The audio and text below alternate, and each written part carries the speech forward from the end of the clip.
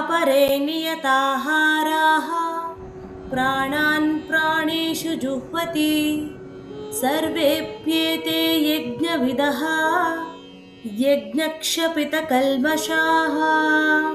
పద అర్థం చూద్దాం రండి. అపరే మరికొందరు ఇతరులు, నియత ఆహారాహ నియంత్రిత ఆహారం తీసుకునేవారు, ప్రాణాన్ ప్రాణ శక్తులను శ్వాసలను, ప్రాణేషు ప్రాణాలలోనే అంటే శ్వాసలోనే, జుహ్వతి అర్పిస్తారు, సర్వే అపి వీరందరూ కూడా, ఏతే ఈ వారు, యజ్ఞ విధ యజ్ఞం యొక్క సత్యాన్ని తెలిసిన వారు, యజ్ఞక్షపిత కల్మషాః యజ్ఞం ద్వారా పాపాలు నశించిన వారు. ఇప్పుడు తాత్పర్యం చూద్దాం రండి. కృష్ణుడు చెప్తున్నాడు, అర్జున ఇప్పుడు ఈ యజ్ఞ మార్గాలన్నింటి సారాన్ని విను.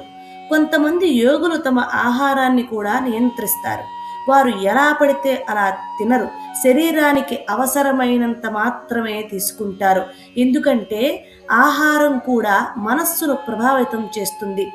అలా నియమంతో జీవిస్తూ తమ శ్వాసను కూడా నియంత్రణలో ఉంచుతారు. ప్రాణాన్ని ప్రాణంలోనే సమర్పిస్తారు. అర్జున, ఇంతవరకు చెప్పిన యజ్ఞాలు అన్నీ వేర్వేరు అనిపించినా వీటిని ఆచరించే వారందరూ ఒక గొప్ప సత్యాన్ని తెలుసుకున్నారు. అది ఏమిటంటే జీవితం ఒక యజ్ఞమని. అందుకే వారు చేసే ప్రతి పని శుద్ధమవుతుంది. వారి లోపల ఉన్న పాపాలు దోషాలు ఆ యజ్ఞాగ్నిలో కాలిపోతాయి.